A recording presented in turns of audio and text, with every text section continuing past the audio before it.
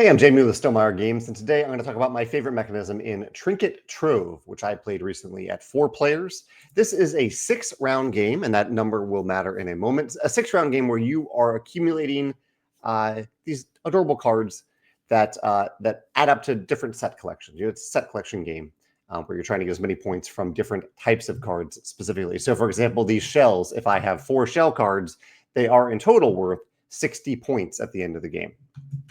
And the way you do this is, I think, interesting in 2 different ways. One, at the beginning of a round, you put, at least for a 4-player game, you put 4 cards face up on the table.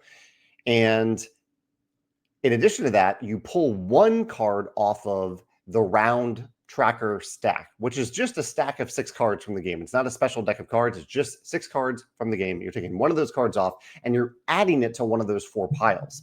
So there's one pile that has more cards than the other piles. All players then decide how many cards they want to bid to determine their player order. And this creates 4 other, in a 4-player game again, it creates 4 other stacks of cards. So those, I like that the round tracker ties into making one of those piles, those default piles, better. But then I also like that you're bidding your own cards to create 4 more piles. And so you have 8 total piles of cards on the table.